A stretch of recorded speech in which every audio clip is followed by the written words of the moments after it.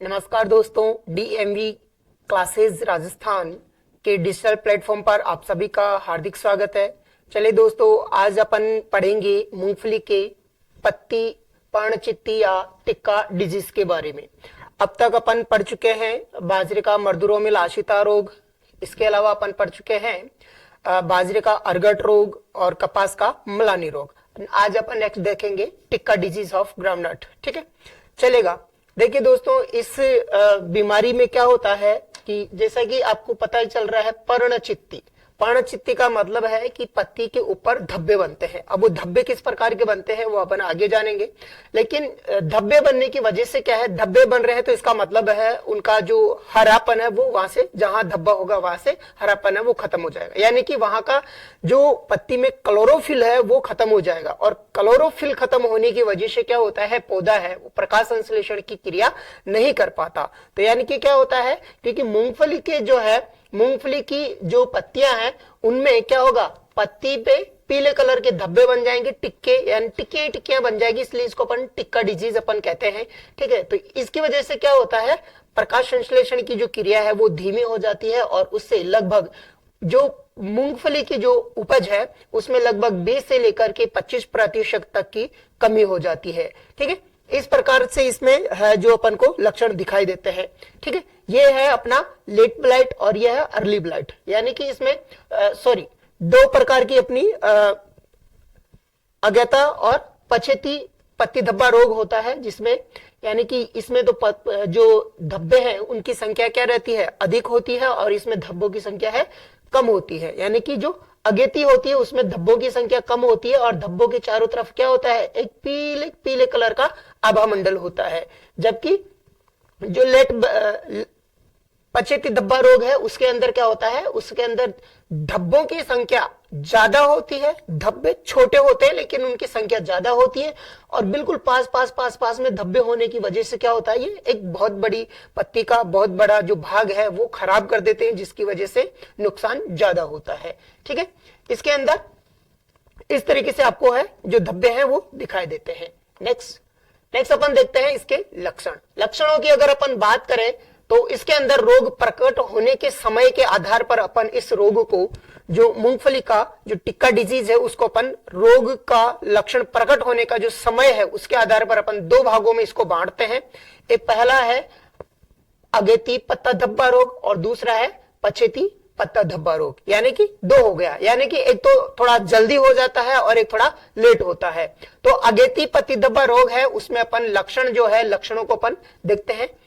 गुणों के आधार पर लक्षण है, जैसे धब्बे उत्पन्न होने का समय, धब्बे कब उसमें उत्पन्न होंगे, यानी धब्बे कब बनते हैं। जो अगेती होती है उसके अंदर, यानी कि जब पौधा छोटा होता है, यानी कि 3 से 4 सप्ताह का जो पौधा होता है उस समय ही इसमें जो है लक्षण प्रकट हो जाते हैं। इसलिए इसको अपन क्या करते हैं, जल्दी प्रकट होने के कारण, यानी कि धब्बे जल्दी प्रकट होने के कारण अपन इसको क्या कहेंगे, अगेती पत्ती धब्बा रोग कहते हैं। और जो पछेती या लेट जो ब्लाइट है, इसमें अपन क्या करते हैं, पछेती जो पत्ती धब्बा रोग है उसके अंदर क्या होता है, 6 से 8 सप्ताह के जो पौधे होते हैं उन पर इसके लक्षण हैं वो प्रकट होते हैं। इसकी वजह से इसे अपन क्या कहते हैं, पछेती पत्ती धब्बा रोग के नाम से भी जाना जाता है। नेक्स्ट है धब्बों का आकार।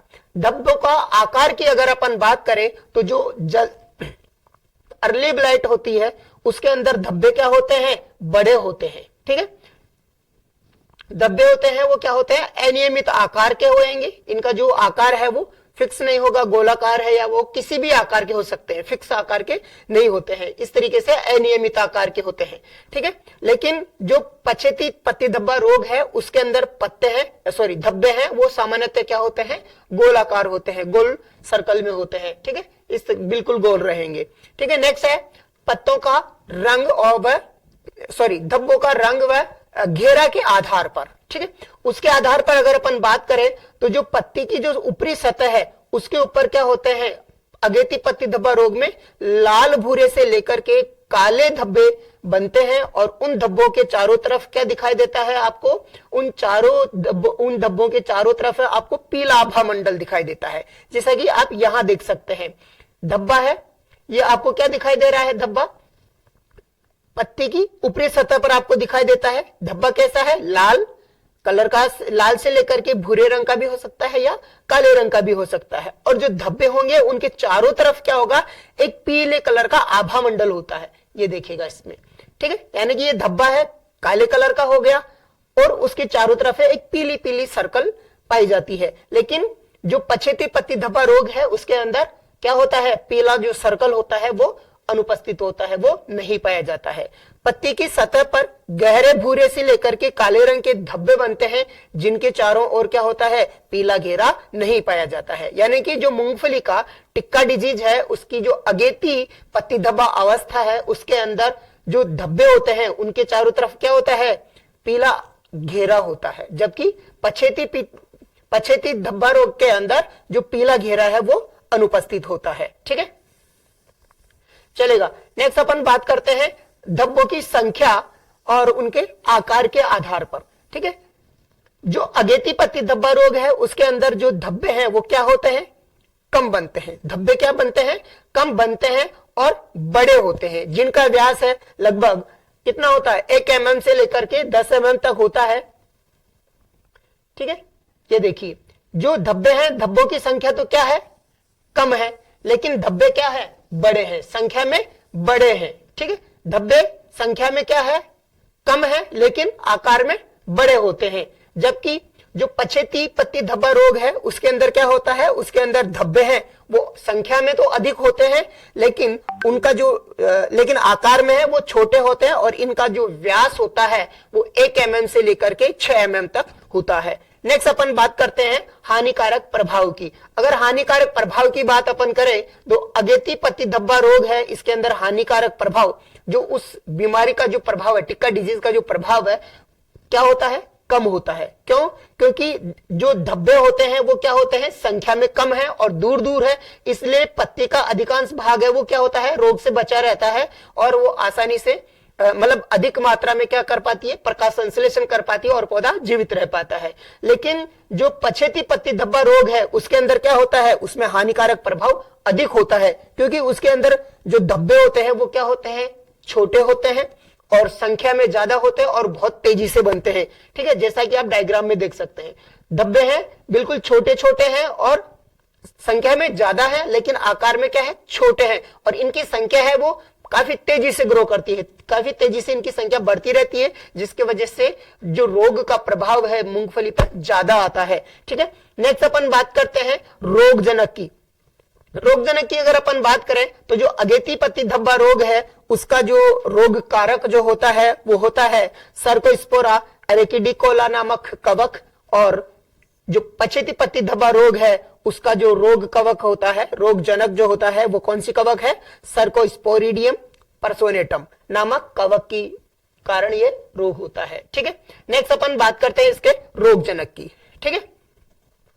रोगजनक की अगर अपन बात करें तो सर्कोस्पोरा एरेकिडिकोला नामक जो है नामक कवक है, ये कौन से रोग को फैलाती है? ये फैलाती है अगेती को। कौन सा को? अगेती पत्ती धब्बा रोग को, अगेती पत्ती धब्बा रोग, ठीक है।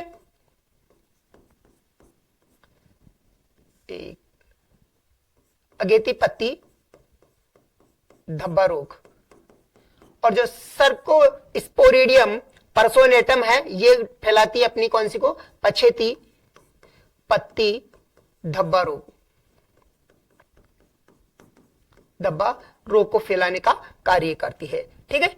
नेक्स्ट है, ये जो कवक होती है वो बीज जनित और मृदा जनित होती है, यानी कि इस कवक के जो कॉनिडियम है वो कहां पाए जाते हैं? बीज के अंदर भी होते हैं और मृदा के अंदर भी होते हैं। इसलिए अपन को मृदा है उसको गर्मी के दिनों में अपन को क्या करना चाहिए? खुला रखना चाहिए, ताकि उसके जो स्पोर्स है भूमि से मर जाए, धूप के कारण खत्म हो जाए, और जो बीज जो अपन बुआई के लिए काम में ले रहे हैं वो बिल्कुल एकदम स्वस्थ और प्रमाणित बीजों का ही प्रयोग अपन को करना चाहिए। नेक्स्ट अपन बात करते हैं इस कवक के जो कॉनिडिया हैं वो क्या करते हैं? वो पहले तो क्या होते हैं? भूमि के अंदर पड़े रहते हैं और भूमि से पत्तियों पे पहुंचते हैं वो, और पत्तियों पे पहुंच करके न्यू पौधे में जो नए पौधे आ रहे हैं उनके अंदर क्या करते हैं? संक्रमण फैला देते हैं। इस प्रकार से अपन देख सकते हैं ये जो इसकी कवक है ये इसका कवक का क्या है, कोनिडिया आधार है, ये इसका कोनिडिया आधार है, ये लघु कोनिडिया है और ये गुरु कोनिडिया है, ये गुरु कोनिडिया है।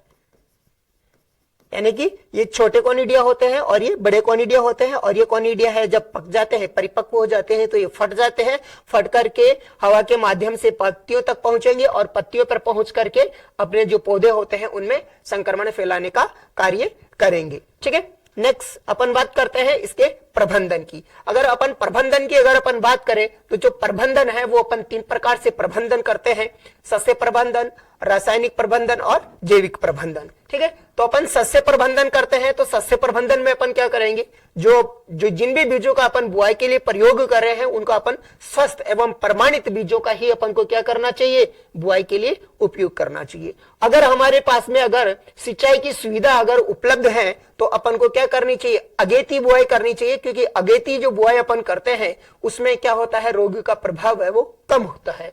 नेक्स्ट है ग्रीष्मकालीन गहरी जुताई अपन को करनी चाहिए। इसके अलावा फसल चक्र का उपयोग अपन को करना चाहिए। फसल चक्र है वो कितने साल का होना चाहिए, फसल चक्र है वो लगभग अपना 2 से लेकर के 3 साल का फसल चक्र होना चाहिए। नेक्स्ट अपन बात करते हैं रासायनिक प्रबंधन की। तो रासायनिक प्रबंधन के लिए अपन क्या करते हैं, बीजों की बुआई से पूर्व अपन कैप्टान 4 ग्राम प्रति, जो कैप्टान है वो कैप्टान 2.5 कैप्टान या थायरम दोनों में से किसी भी एक कवकनाशी का अपन क्या करेंगे 2 ग्राम प्रति केजी बीज की दर से अपन को बीजोपचार करके बुआई के रूप में अपन को काम में लेना चाहिए। इसके अलावा जब अगर अपनी जो फसल है, फसल को उगने के बाद में अगर इसके लक्षण दिखाई देते हैं तो अपन खड़ी फसल में अपन क्या करेंगे, कार्बेंडाजिम 0.1% या पायरोक्लोस्ट्रोबिन 0.1% का प्रत्येक 15 दिन के अंतराल पर अपन को 2 से 3 छिड़काव अपन को करना चाहिए।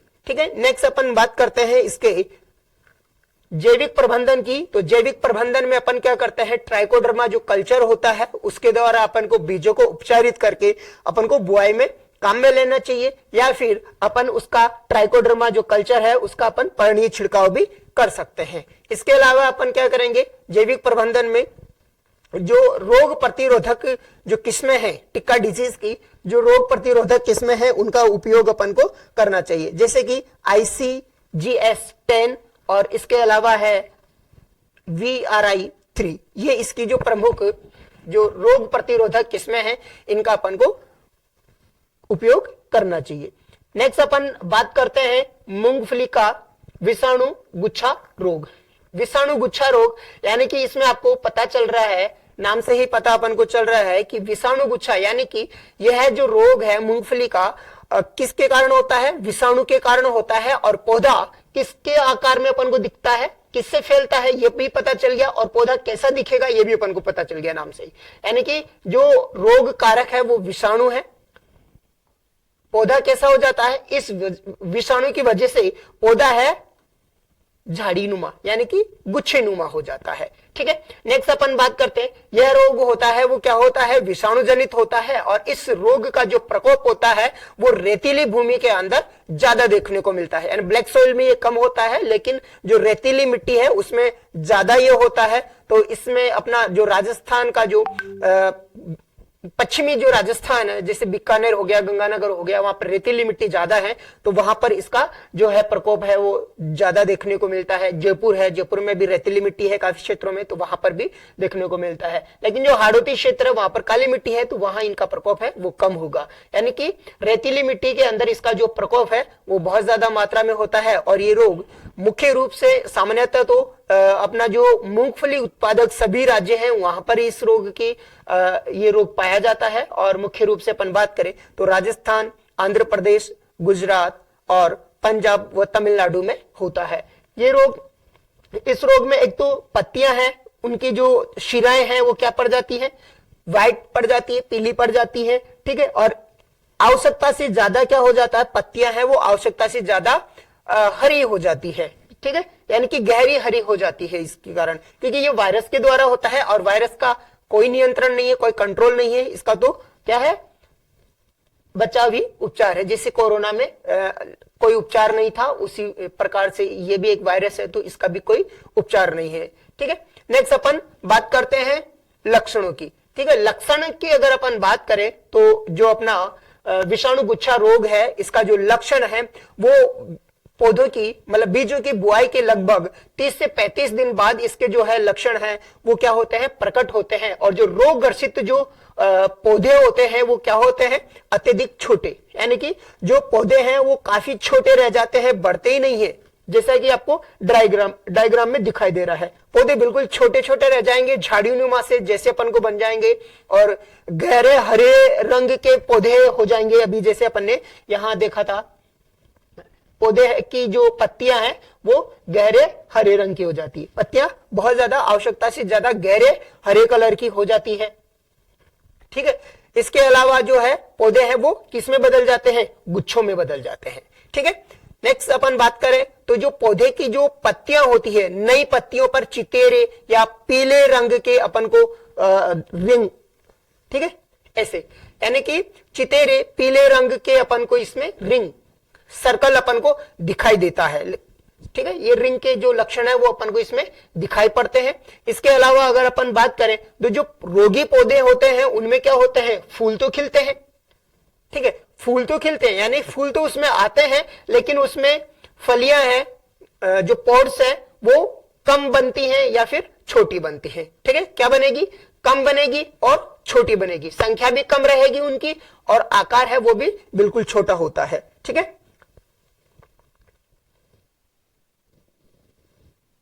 ठीक है, तो इस प्रकार से आज अपन ने पढ़ा है मूंगफली का टिक्का डिजीज और मूंगफली का विषाणु गुच्छा रोग। ठीक है। नेक्स्ट अपन बात करते हैं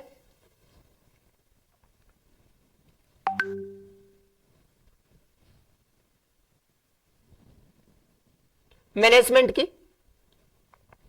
ठीक है, नेक्स्ट अपन मैनेजमेंट की अपन बात करें तो जो इसका है अपन लेंगे रासायनिक प्रबंधन और जैविक प्रबंधन। अपन इसमें सस्य प्रबंधन और रासायनिक प्रबंधन अपन करेंगे। जैविक प्रबंधन है वो विषाणु गुच्छा रोग का होगा नहीं, क्यों, क्योंकि जो वायरस है उसका कोई कंट्रोल नहीं होगा। उसका कंट्रोल अगर अपन को करना है तो उसके लिए अपन क्या करेंगे, उसके लिए जो अपन इसका जो फैलाने वाला जो कीट होता है उसको अपन खत्म कर देंगे। ठीक है। नेक्स्ट है इसका प्रबंधन। प्रबंधन के लिए अपन क्या करेंगे, स्वस्थ और प्रमाणित जो बीज होते हैं उनको अपन को क्या करना चाहिए, उनका अपन को बुआई करनी चाहिए। ग्रीष्मकालीन गहरी जुताई अपन को करनी चाहिए। इसके अलावा रोगी जो पौधे होते हैं उनको अपन को उखाड़ करके जला देना चाहिए तथा खेत के अंदर जो भी आसपास खेत के आसपास में या पास में मेड़ पर जो भी घास या कोई खरपतवार होते हैं उनको नष्ट करके अपन को जला देना चाहिए। इसके अलावा फसल चक्र जो अपन ले रहे हैं उस फसल चक्र में अपन सरसों और जो गेंदा की जो फसल है उसकी अपन को बुआई करनी चाहिए, उसको शामिल करना चाहिए।